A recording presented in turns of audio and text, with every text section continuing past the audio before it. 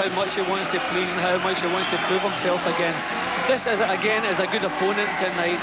I don't think he's the power to seriously trouble McGuigan, but he certainly has the talent and the ability to give him a lot of problems and possibly go a lot of rounds. So this should be a little cracker tonight. Just got a friendly wave there from Tito Lectori, having seen him a lot in America, and he put thumbs up as if to say he was confident his man, well, as Jim Watt says, is going to put up at least a good show. And there he is, the boyo himself, now living in England.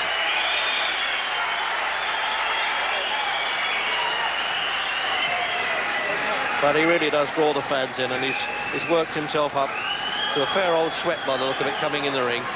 And he's got the old Cockney think tank there of trainers, Ernie Fossey with his back there, a former boxer, and Jimmy Tibbs, also boxed and now has his son as a pro. So the loosening up process. The referee is Larry O'Connell. Keeps reminding me he comes from Kent, although he boxed for Fitzroy Lodge underneath the arches at Lambeth. So here's Peter Dennis to introduce them. Ladies and gentlemen, this is the main event in this Frank Warren promotion from Picketts Lock Leisure Centre, sponsored by the Daily Star. A World Super Featherweight title eliminator contest of 10 rounds, 3 minutes each round. Introducing and fighting out of the red corner, wearing blue trunks, with a record which includes 29 wins, 1 loss and 4 draws, the Super Featherweight Champion of Argentina from Jujuy, Argentina.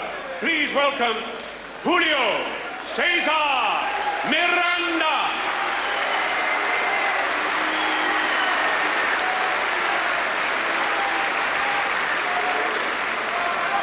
And fighting out in the blue corner, wearing green trunks, the most popular boxer in the world today, the former WBA World Featherweight Champion with 31 victories and only 2 losses, the People's Champion, the Clonus Cyclone, Barry McGuigan!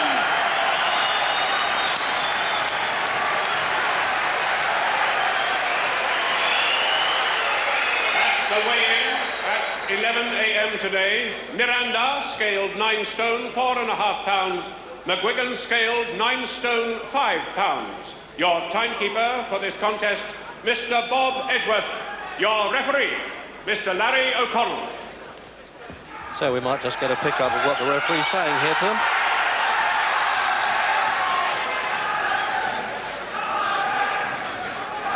So there is, I know that Miranda doesn't speak any English anyway, and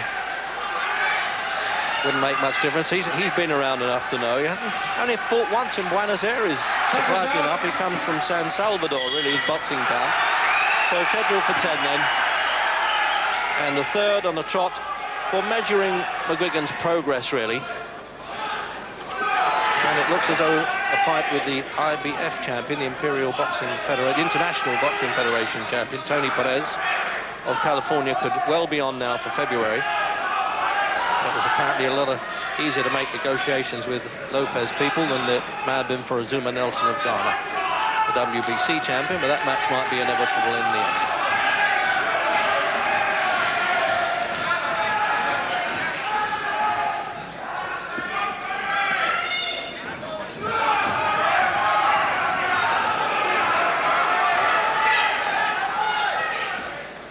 Usual stalking early tactics then by McGuigan. He always goes looking for the opponent, doesn't stand off. And he's had a video played to him of Miranda, obviously in a winning fight. A student of the game, McGuigan. He knows about all the opponents, what they do and what they don't do. And it was, as much as we know, the blistering heat in the Nevada desert that defeated him as much as Steve Cruz, without taking any credit away from him.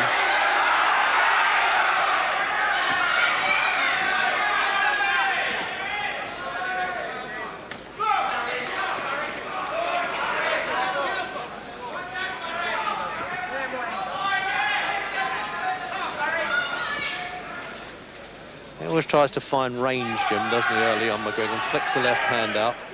Yeah, he feels far more comfortable going forward, backing the opponent up, getting the full power into the punches. I'm surprised Miranda has made a few mistakes already. I expected him to be far more difficult to catch, but he's done a few silly things already. Left his chin really exposed, but McGuigan hasn't warmed up yet and hasn't taken advantage of it. But he's going to have to find a safer place to keep that chin of his. I'm sure Barry will be letting the big punches fly.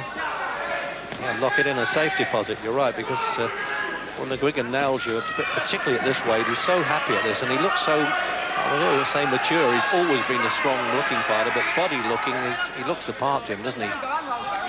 Yeah, I think the extra 4 or 5 pounds really has given him the confidence. I think he was always dragging down to do featherweight, but very strong, very powerful, as you see here.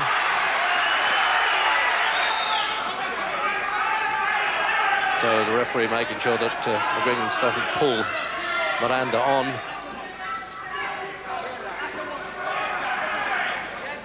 See, the answer is really the Argentinians had 29 wins and only 1 loss, but he hasn't really fought the quality of this opposition. That's been the way that we couldn't really judge him, although he's Argentine champion at 9 stone 4. I always get the feeling that McGuigan likes that first round to go his way, get it over with, get rid of some of the tensions. As we look then at the statistics, the other defeat on we should really talk about so many victories with McGuigan, not losses. The only other one was in his 3rd pro fight against Peter Eubanks down in Brighton. Now, if he can fight like the trainer, that'll be all right there. Jimmy Tibbs showing him what he wants to do. So Miranda's saying, oh, so this is what fighting former world champions is all about. As I say, you can really ignore the age, because his first amateur fight, he was 20 before he had that. I mean, McGuigan was winning junior championships and Commonwealth gold medals, boxing in the Moscow Olympics. 10 seconds. Seconds out, round 2. Second round then. And judging from the first, certainly Miranda's got to stay on his bike a bit, isn't he? Got to move around, because he's getting tagged, particularly with the right hand.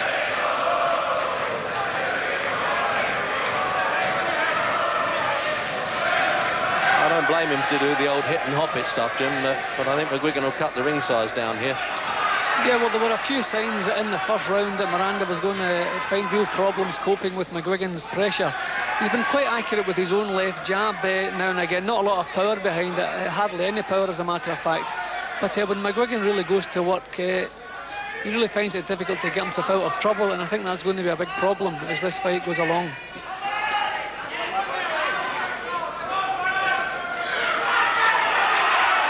He knows how to take care of himself, bobbing and weaving close in like that, Miranda. But that seems to be the problem. He doesn't seem to be unloading much power in that leather. It's his problem, not McGuigan's.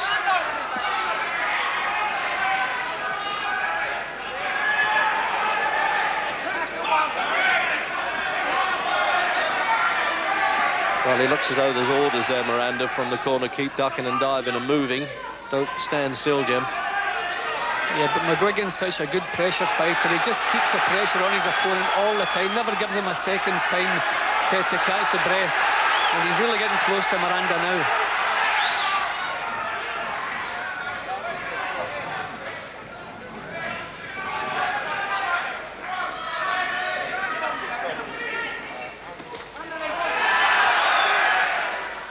Well, that old line about they never come back, I think, is going to be disproved yet again.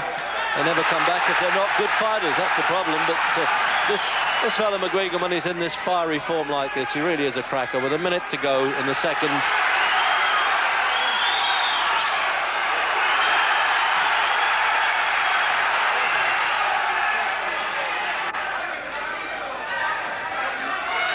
See, I don't think anyone's going to give McGuigan problems unless they have the power to stand and drive McGuigan back. And already we can see Miranda doesn't have that power. So he's in for a rough night. I don't know how long it's going to last, but he's in for a rough night.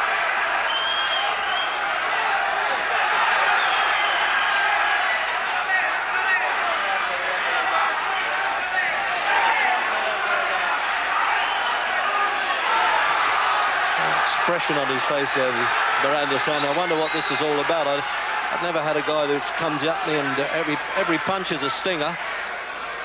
There's no taps in there with McGuigan. And right above us, we can really hear those punches sinking into the body there.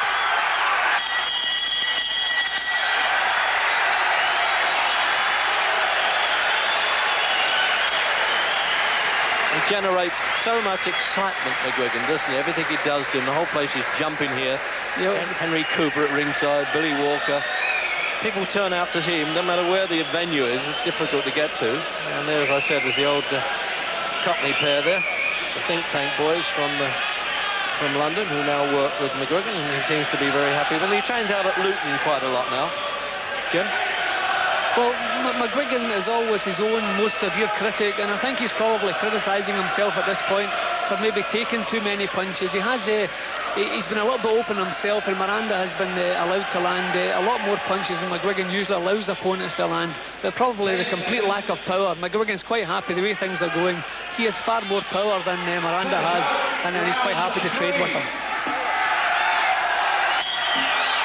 And we're into the third round then.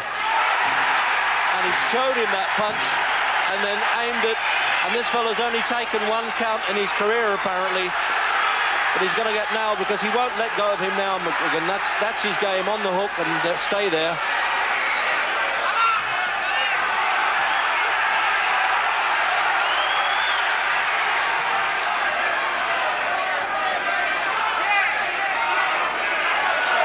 Well, he's not lacking any guts, that's for sure, Miranda. He's taking a good punch on the chin there, and he's trying to fight back, but as Jim Watt said, there's no rule, no power there. And again, the long right hand does the business. There it is, but way off the mark, that one. And the left hooks are not bad either. He's got it all, isn't he, McGuigan, when he's in form like this? So as I said earlier, if you don't have the power to trouble McGuigan, then he's just going to roll right over the top of you like a steamroller, because he has so much power himself.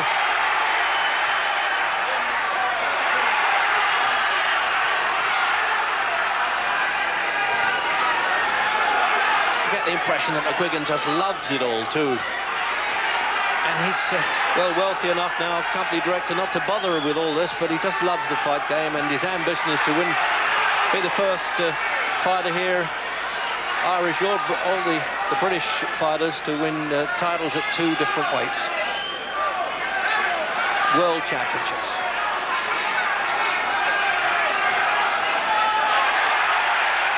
Such extraordinary reach he's got, deceptive, McGuigan. Always says his arms stretched carrying sacks of potatoes around in his younger days, and he probably still does by the look of it.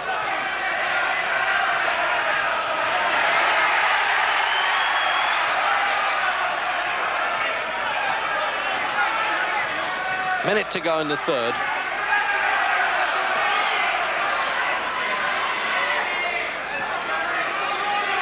Well, full credit to Miranda, because he is really under total pressure, but he's coming back with half-decent punches of his own. The lack of power again is showing itself, but plenty of heart. I said from the start, Lectori wouldn't bring a fighter in who couldn't handle himself fairly well. He's never kidded anybody. He brought the best puncher in the world in.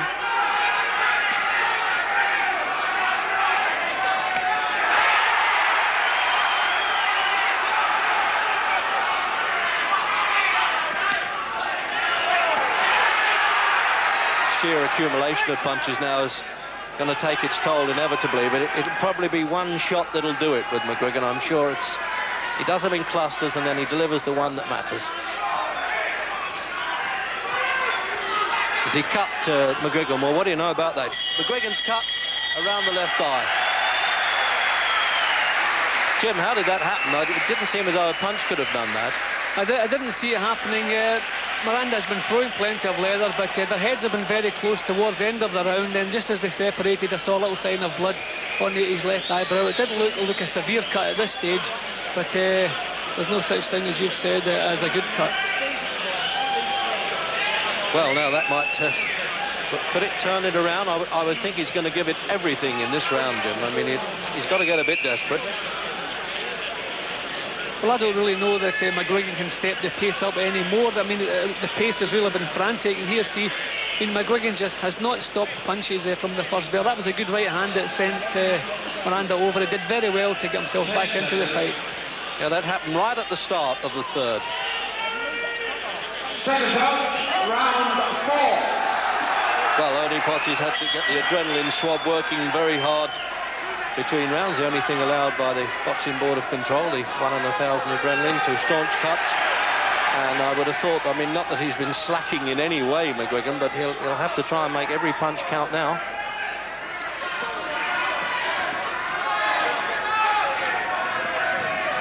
Well, McGuigan's eye has started bleeding again without a punch being thrown. So it's quite possible it's slightly worse than we first thought.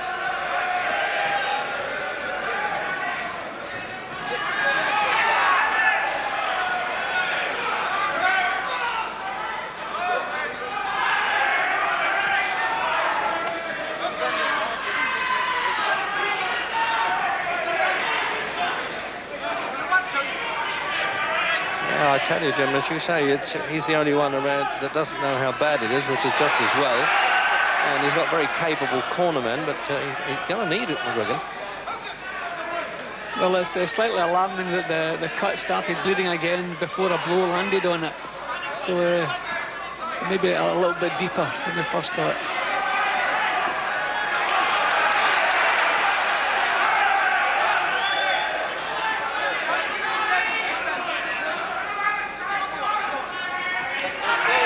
Well, whatever the opposition, Miranda's proved that he's fairly durable anyway. He's taken McGuigan's best punches early on.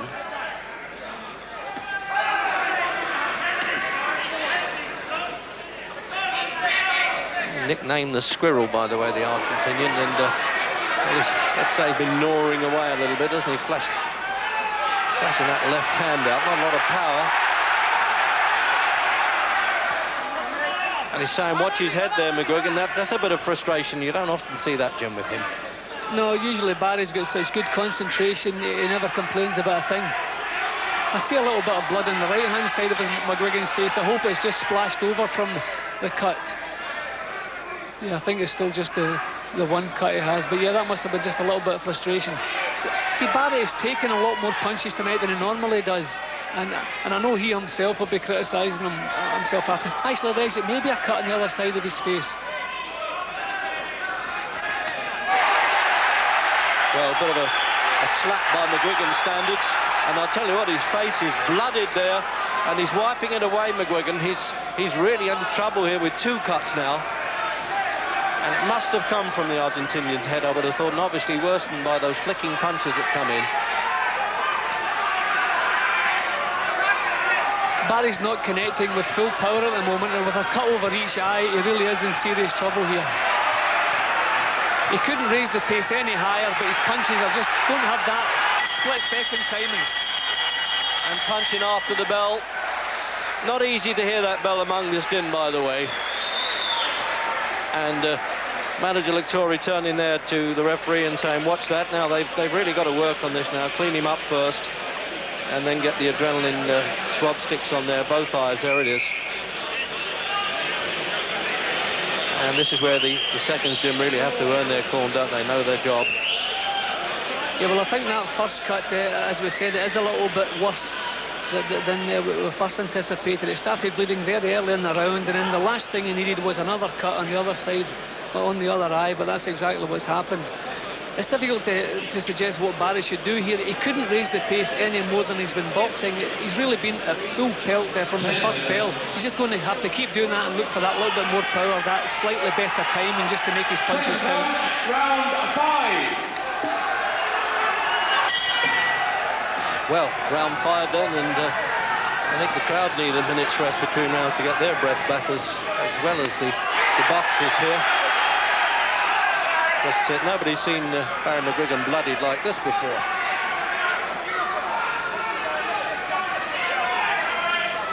But what it matters, there's no question that he's won the rounds, Jim. But anyway, that's in the bag. Yeah, I think the slight problem, his punches just... Miranda is that little bit more difficult to hit than we first suspected. And McGuigan's punches don't have the real full power because they're not landing just correctly. He's still having trouble getting full power behind his punches. He really is a tricky customer. Yeah, he's well nicknamed the Squirrel, isn't he? A bit crafty. And we got word from the corner there with Ernie Fossey, and he says, yes, we are a bit worried about them. They're both bleeding a bit and unable to stop them right away. Some fighters they can stop very quickly.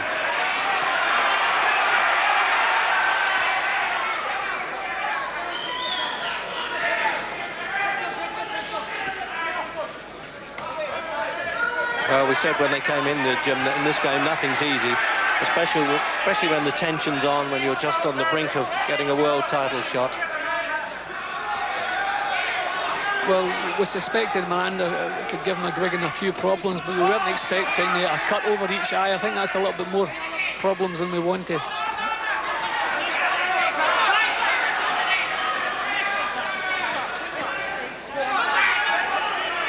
See, there's an example there, Jim, when he's just risking his face a bit. He's so determined to get in, McGuigan.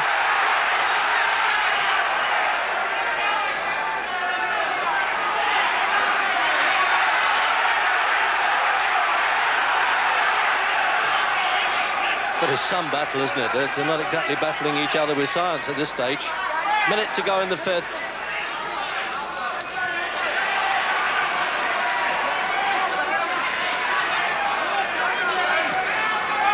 There's no doubt about it. This Argentine, I should say, not American promoter, Victoria, he's got this conveyor belt that churns out these tough guys, doesn't he? Yeah, well, the fact that I think we kept looking at Miranda's record and saying he doesn't have a lot of power, but what we should also have noticed, he hasn't been knocked over. Therefore, he certainly has a good chin. He hasn't boxed in this kind of company before, but he certainly has a good chin, and that's what's giving McGuigan all the problems now. McGuigan is well winning the fight, but he just can't get him over onto that canvas and keep him there.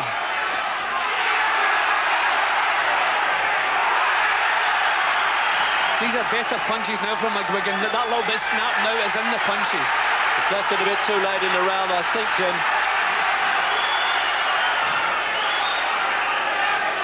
And that bell goes now. The referee will have to dive in.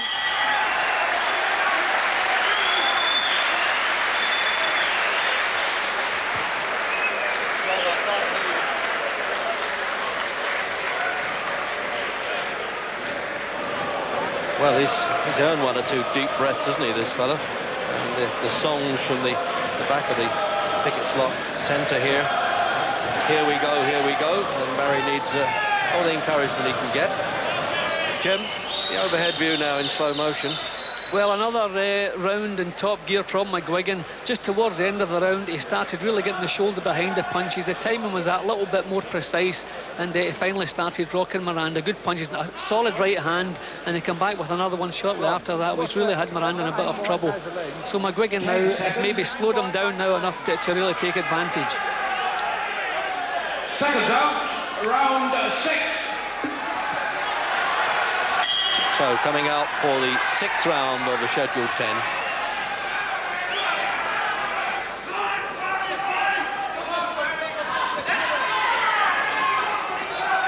Now, having had a little bit more time to work on those cuts, Jim, it looks as though they might have started to staunch the blood there. Yeah, well, a little bit of blood still just seeping out of his right eyebrow. But they seem to have done a pretty fair job on it. Good right hand from McGuigan.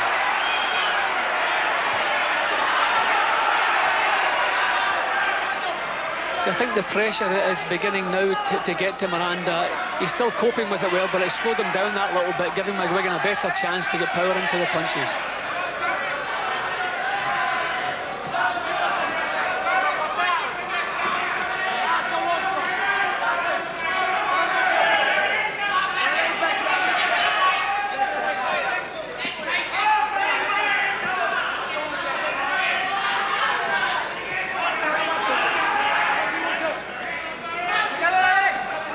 A little bit of trading now, both of them with left hands, the more accurate ones coming in from McGuigan.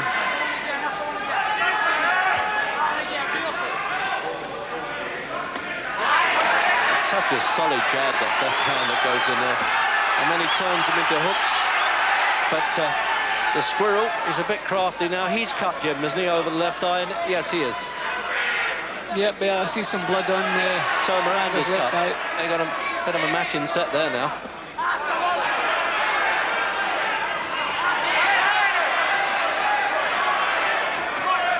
Oh, this is some accurate stuff now in the 6th by McGuigan.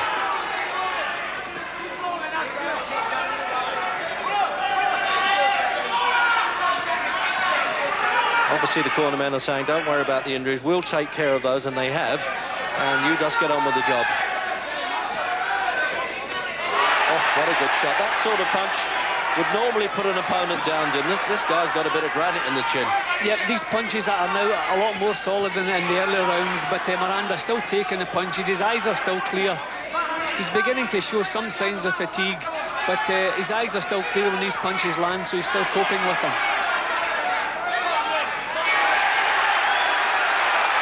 He walks onto the right hand. He's walking clockwise into that punch.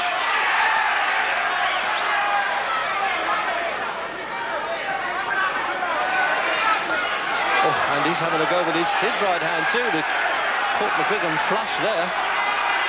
Well, there was a little bit more power in that right hand than we expected. It certainly shook Barry slightly. Barry's now moving back for the first time in the fight. That really was a solid right hand punch. Barry's going to have to start pushing Miranda back again. There was no doubt he was tagged and hurt by that one, McGuigan.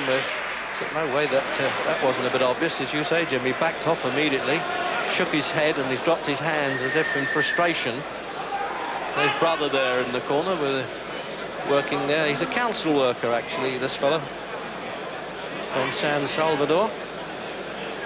And hasn't got time to look at the rounds bald lady going past there. Well, it's obviously now that old crafty Lectory there saying if we can get a win over McGuigan, we're home and dried. And let's have a look at this again now, Jim. Well, it was a solid right hand with a little bit more power, as I said, than we expected to see from Miranda, and it shook Barry momentarily. Second round, round 7. 7th round, and McGuigan springing out of the stool there. Probably angry that he got caught so flush of the chin. Well, you can't miss every punch in this game. You've got to be somebody to be able to do that, to fight the way he does.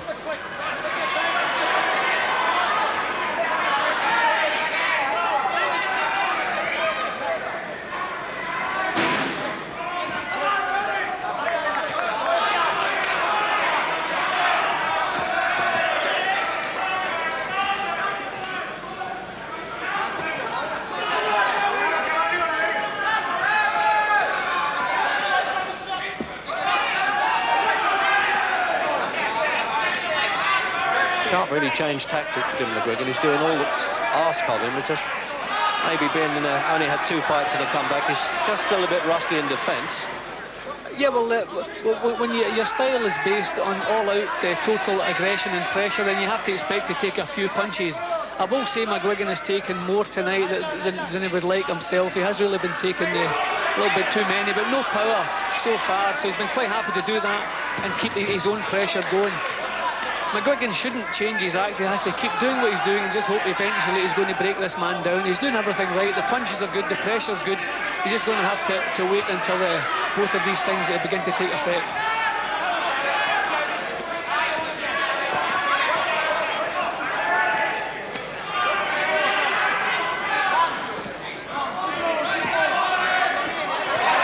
Flush on the chin. He's caught him with those right hands, and he's still standing up. I did taken that one brief knockdown at the start of the 3rd, Miranda.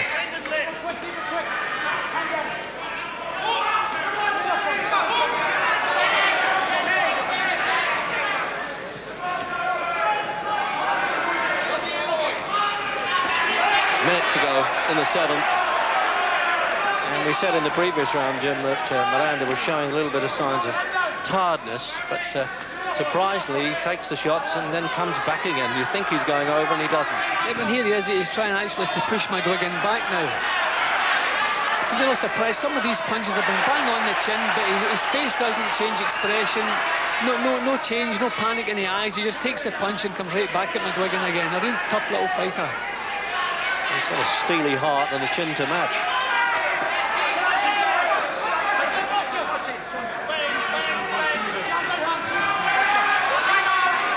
Oh, just keeping a bit of order there. That was probably the best right hand of the fight so far, and Miranda's still standing there looking at him, but that was a corker. He's running out of time in the round. Oh, yes. And if it goes down, he'll ignore the bell if it goes and continue counting. But as he's on his feet, the referee can lead him back to the corner. See, the referee didn't hear the bell there. He did the right thing, Larry O'Connell. He was going to start the count, but so long as he's regained his feet, but they can't be hauled back to the corner. That used to happen years ago. That's now been barred in boxing. So at the end of that round then, now that looks as though, Jim, that McGuigan was on the way to a victory there. Another half-minute earlier he might have made it. There it is. Yeah, well, I think he finally got him out of there. I think the real damage was done in the right hand just about 10 or 12 seconds before that. He caught Miranda with a corker of a punch, which didn't send him over. But that one, he obviously couldn't take another one. That was a cracking punch, and I think the fight would have been over with a little bit more time there.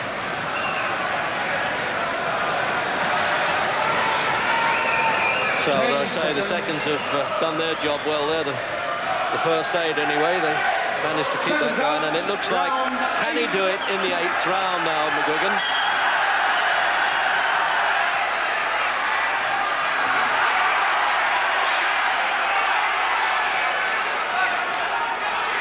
He's still got to get control, Jim. He mustn't walk in, hang the chin out, McGuigan.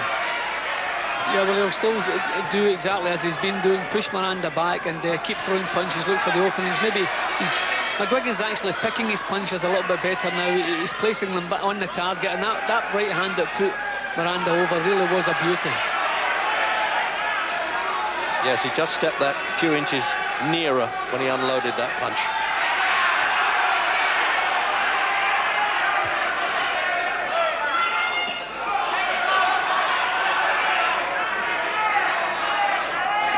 Oh, there it is again.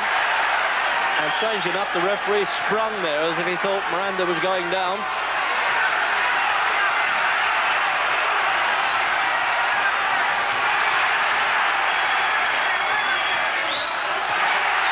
And the gum shield goes flying out. It's going to be stopped, I think. Any second, somebody's thrown something in the ring there. It looks like the Argentinian's thrown a towel in. And it's all over in the 8th round. Total confusion was going on there, Jim. What was that thrown in the ring? I think it was his brother threw the ice pack in the ring, actually, of all things. Yeah, that's not permitted. Well, what a finish from McGuigan. He had one or two shaky moments there. I know he'll admit that. But at the end, that was the McGuigan that we saw in the heyday, the World Champions Day. And, well, let's hope that he can go on from there, Jim. Well, in McGuigan's previous 2 comeback fights, he's had things pretty much his own way. Nobody any power to trouble him. But he had to grit his teeth a little bit more tonight. He had the troubles of a cut over both eyes.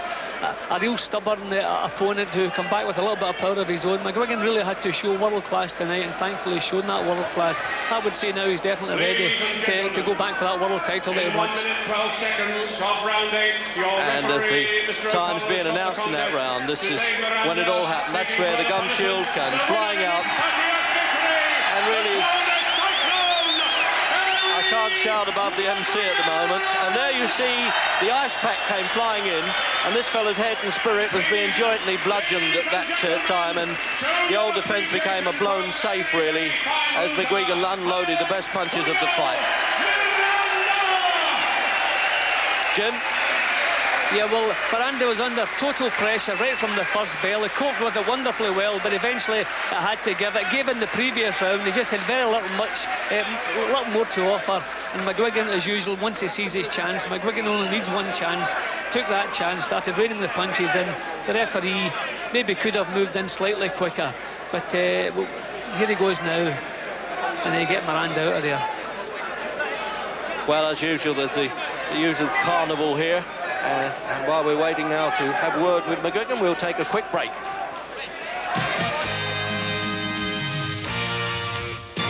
Welcome back to Picketts Lock, the centre humming with excitement after an epic battle won by Barry McGuigan. The fight stopped in the 8th round, and Barry's in the ring now with Jim Rosenthal. Barry, many congratulations indeed. Was that a much tougher fight than you expected? I know. I think I predicted a couple of weeks ago that this would be a distance fight.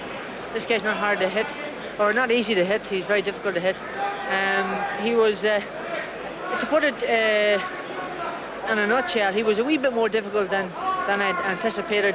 He was harder to hit with the combination punches. He moved his head very well, and he didn't expose his body. He kept his hands tucked in, so he was bending right over, and he was dangerous with the head. He banged me on both sides. Now, were those cuts caused by his head, do you feel? Yes, on both occasions. I'm not saying they were deliberate, but he banged me with his head on both occasions, and I think I signalled to the referee that he was using his head. But you're always, Barry, your severest critic, aren't you? Your own severest critic. Were you disappointed you didn't stop him when you got him down in the third?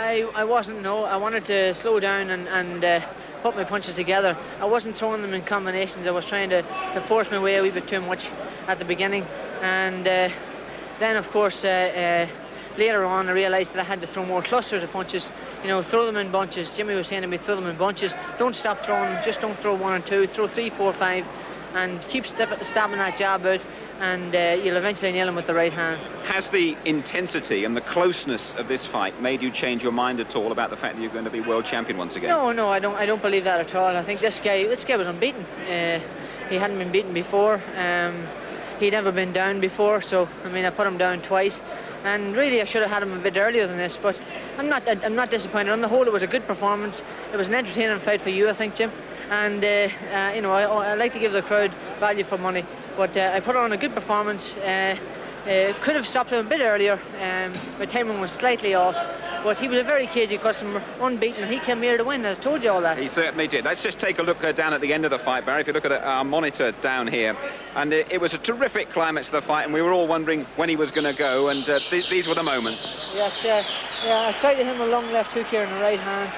And then bang, that was the first left hook. Went the gum shield. I threw him a right hand. I didn't, I just sort of slid off with that, and I hit him better with the second one. And he was on his way out at that stage. You know, a wee bit, you see the way he didn't expose his body. He left it very difficult for me to hit him. But, you know, I'll sit and watch the fight again, but I think it was a reasonably good performance, no doubt. Now might be just a little bit of disagreement between yourself and Frank Warren. You're saying you're going to have a good Christmas and you're not too worried about a world title fight until what, March or April, is that right? I've worked hard for this fight, and you know, I've been in training since August, the beginning of August, and you know, the fight has been postponed a number of times, and there's been several hiccups, but because of that, I've obviously a lot of commercial commitments to fill in. And I like to enjoy me Christmas, so I would imagine I'll be ready for fighting for a world title. We'll sit down with Frank and discuss it, but I would imagine around March sometime. Go on then, Frank. Well, he's the fellow getting in the ring, not me, so as soon as he's ready to get in, we'll go for it. So the next time he'll be in the ring, it will be for a world title? Oh, it's got to be now, hasn't it? I mean, I think he needed this tonight, he needed this type of fight. The fellow's a very cagey customer. It took a long time before he got to him, but finally when he got there, yeah, it'll happen. The next one's got to be a world title fight, and that's what he's going for, and that's what I know what Barry wants. Barry, once again, from all of us at ringside, you gave us great entertainment, and millions of others around the country as well. Bloodied but not beaten. Well done. No, I think I could do it again. You know, as I say, I wasn't tired. I threw a lot of punches, forced the fight all the way, and you know, I feel like I could go 7 more rounds. So, still there, boy, still there. I think you can relax. We'll forget the 7 rounds now.